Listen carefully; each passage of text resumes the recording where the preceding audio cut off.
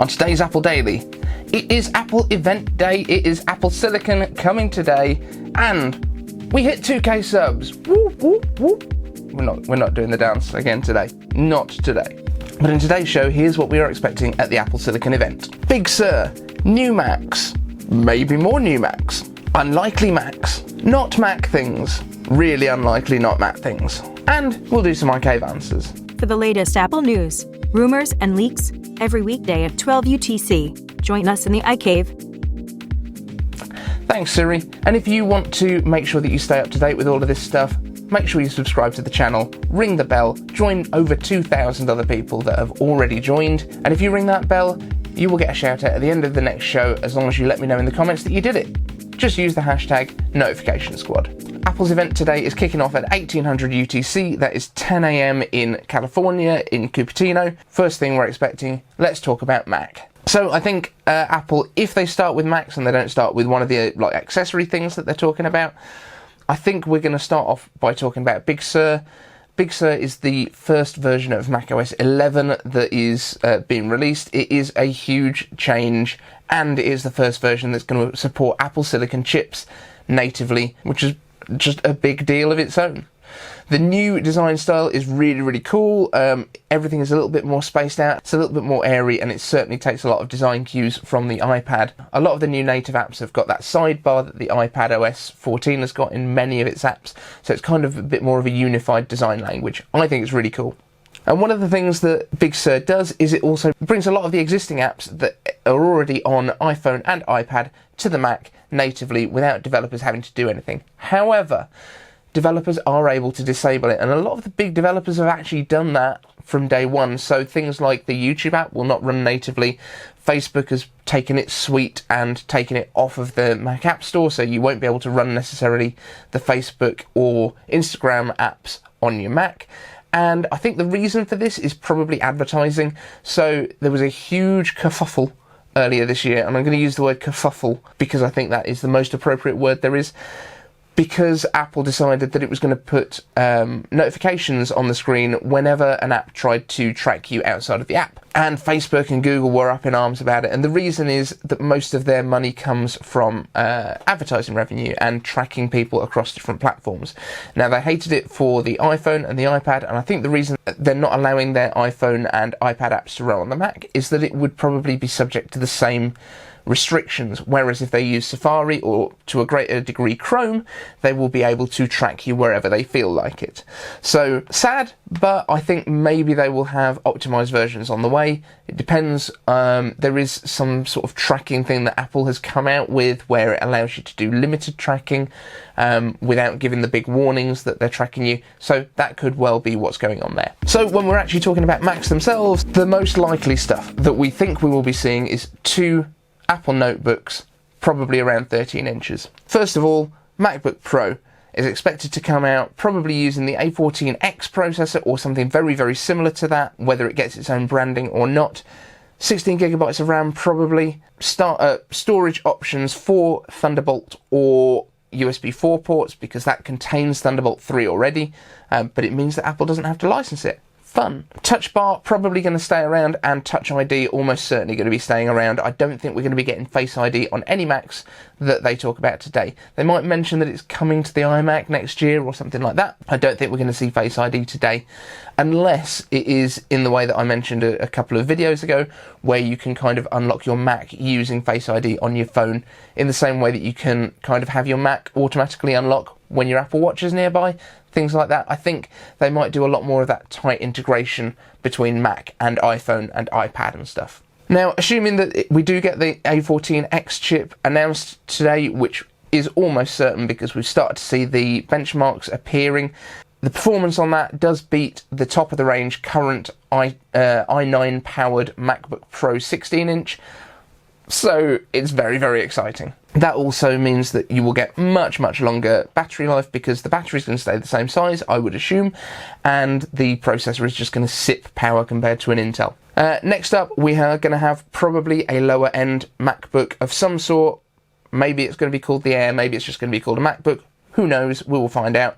We also don't know if it's going to be in the MacBook Air chassis or in the thinner, old style MacBook chassis.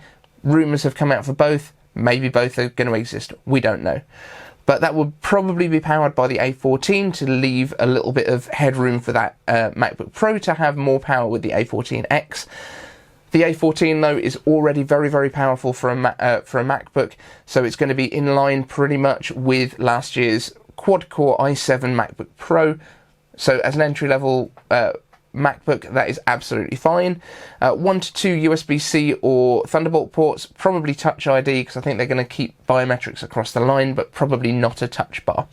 That makes all the sense in the world for me, absolutely fine. All the sense in the world for me. Definitely need to get a t-shirt with that. Getting on to stuff that's a little bit less likely, we have had rumours that a 16-inch MacBook Pro with Apple Silicon is in production.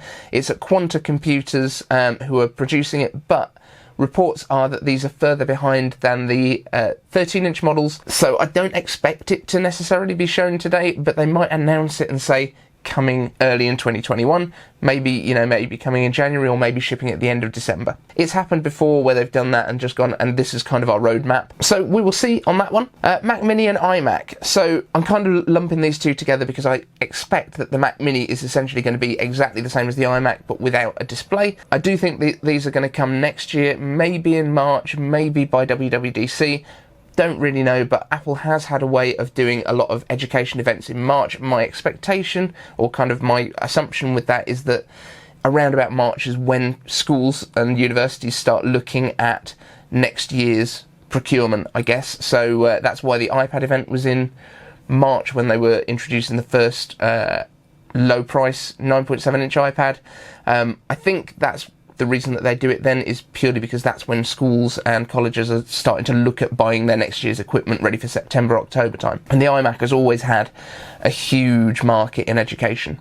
And I don't think it will be any different this time. I think the iMac as well, I've mentioned before, Face ID would be such a cool thing for schools, where the Mac can actually recognise different students and load their preferences from a server. I think that's quite a possible use case for it. Also, Mac Pro, we've heard that Mac Pro is being developed with a smaller chassis, probably to sit alongside the existing Mac Pro. So for people that don't need like Pixar level video editing or, Blender renders, there might be a smaller version of the Mac Pro which is still customizable, but not to the same extent, because I do think that the majority of Apple Silicon Macs that you are going to buy are going to be, you buy it and then you get rid of it when you're done and you get a different one, in the same way that you do with an iPhone or with a iPad. I don't think they're going to be upgradable in any meaningful way internally. You'll be able to slap some storage on the back of them, the Mac Minis and the iMacs, of course. You'll be able to get extra storage just hanging out the back as you've done in the past, but I don't think you're going to be changing RAM. I don't think you're going to be changing processors, SoCs, although I still think it would be awesome if Apple introduced a way of doing iMacs and their MacBooks where you could literally just take it to Apple, have the main board replaced, so you still keep your keyboard, your trackpad, your display, and they literally just swap out the whole main board.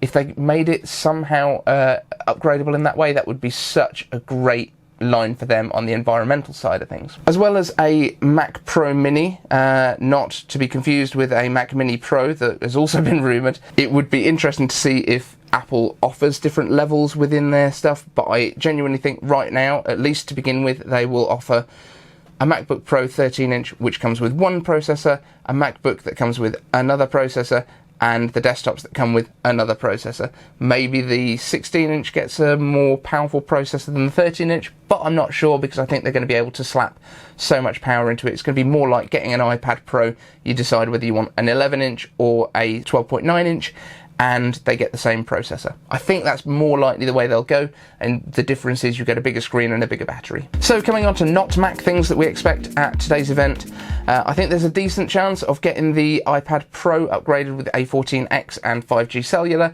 although there have certainly been reports that Apple has been struggling because of the amount of orders that have come through for the iPhone 12 range, that they've had to raid the parts cupboard for iPads and use the power management controllers and things like that that were allocated ready for new iPads.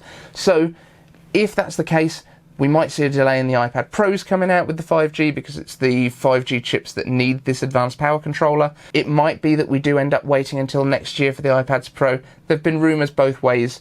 John Prosser was saying he thought they were going to come by the end of this year, and then a lot of other people have said no, so we'll see. AirTags. For the love of all that is good, Apple, give us AirTags, finally. We've been waiting for years for these things. It can't be that hard. We've done a whole video already on AirTags, and they will probably be doing a lot more than a lot of people expect. It looks like you can use them for motion tracking, so potentially with future Apple TVs where you've got more gaming and stuff built into them, or maybe with Apple Fitness, you will be able to put these AirTags on different parts of your body, and it will be able to accurately track your movements in a kind of Kinect but properly way. This might also be something that comes with AR gaming once the Apple Glass that we've heard so many rumours about happens, and apparently they are so accurate in terms of positioning that you can actually use them to improve your posture by putting a couple on your body that kind of reminds you when you're slouching and stuff.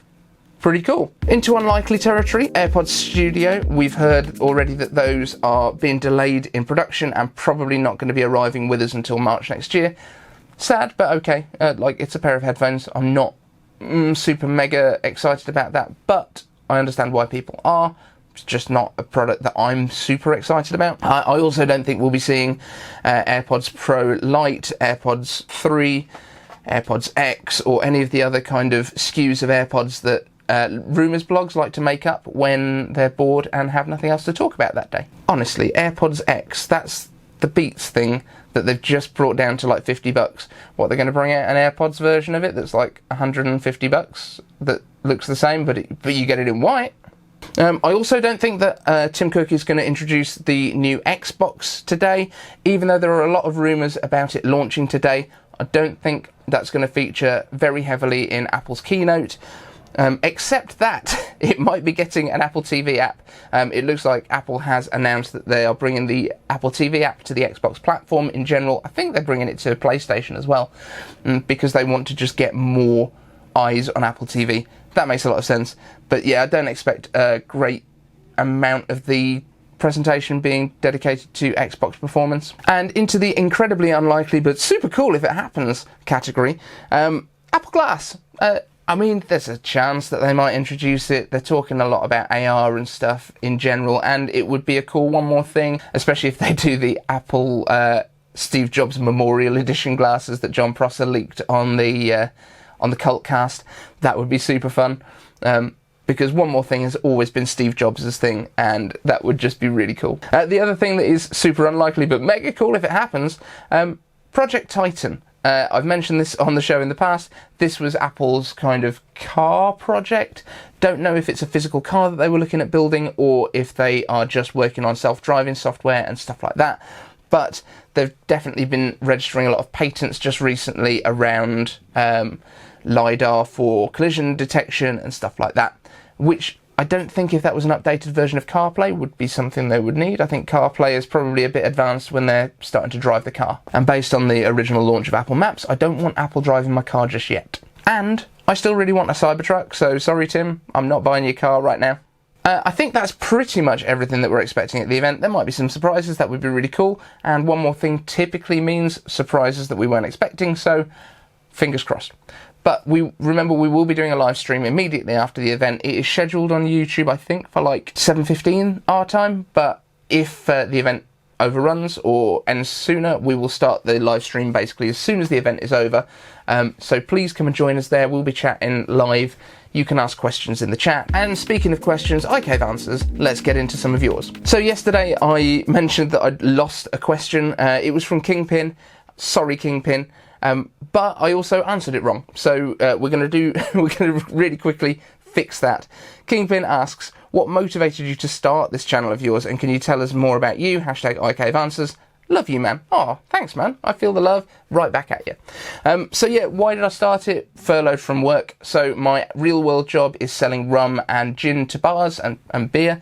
And all the bars were closed from sort of March here in the UK through till the middle of August, and I was furloughed, so out of work. And I think in about July I started a website called Living on iPad. I just wanted to kind of see if I could do all of my stuff on an iPad instead of using my Mac as much, so that I was kind of more around with the kids. It evolved because as soon as Apple Silicon was announced at WWDC, actually, I think it was just before WWDC that I started, so it would have been early June. As soon as that was announced, I was talking about Apple Silicon because it's basically Macs using iPad processors, and that all makes sense. I was doing a bit of like gaming videos and stuff on YouTube, but like I had about 12 subscribers, so I don't really count that. And then I started doing new stuff, like when the Apple Silicon MacBook stuff broke, that went really well, and I got like 800, 900 views on that quite early. So I just decided to start doing it, and then we came up with the idea for the Apple News Daily thing, and that's worked really well.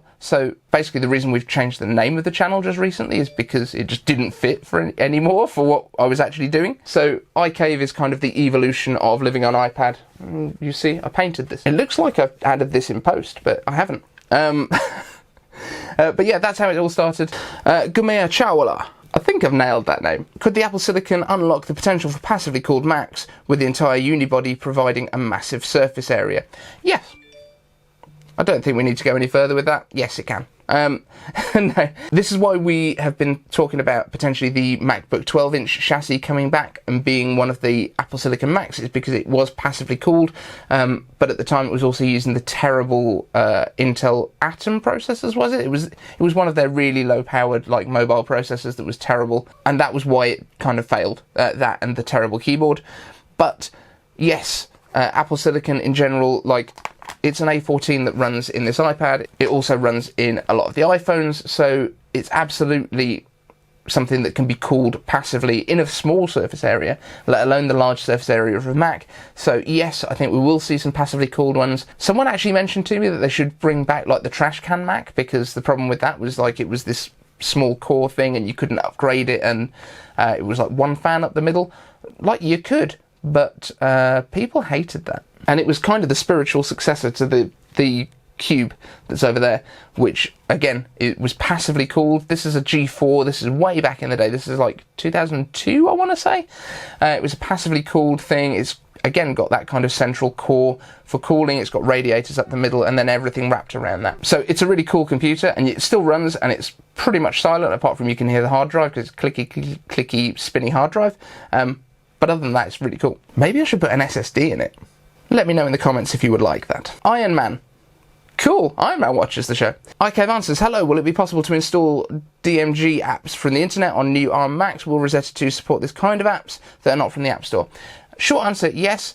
Longer answer, yes, but. So there will be two different ways. Sander, thank you very much for clarifying this. I'm still not attempting your surname at the moment. It will have a closed mode and an open mode, so kind of like what we've got with Gatekeeper now, I guess, is kind of how it will work. So you'll have the option of just downloading stuff from the App Store, which will obviously already have been tested and compatible with Rosetta, I would guess. And you will also have the option of downloading stuff from the internet. Mac will probably warn you that this might not be secure and it might not work as well. But you'll have the option to do it, yes. I think they actually said in the original keynote at WWDC that they're not planning to close down the Mac in the same way that they've done with iPhones, with the App Store and stuff, which makes sense because it's an all-purpose computer that people want to be able to do anything on. That also means, you know, Fortnite, if you want, you can just stick it on the Mac and we can play it that way, and we can just do in-app purchases that way, and Apple doesn't get anything. You'd be fine. And last up, Phil Baxter says, I don't think it'll be iPhone 13 since it's a bad number for the Chinese market, probably iPhone 14 or 2021 version. Like, I don't understand why Apple would pander to that market for the whole of the world. Like, 13, just get over it. It's not unlucky. It's not a thing. Just get over superstitions. If it would really affect the Chinese sales, then call it iPhone 13 in the rest of the world, and in China call it the iPhone 9. We've got that one spare. They can just use 9. Like, 9's not been used for anything. I do kind of get where you're coming from. I absolutely do. And from a marketing perspective, they don't want to kind of alienate any of the markets. I don't feel like Apple would pander that way, but maybe they will. Cool. So that's it for today. No, it's not at all. That's it for this show.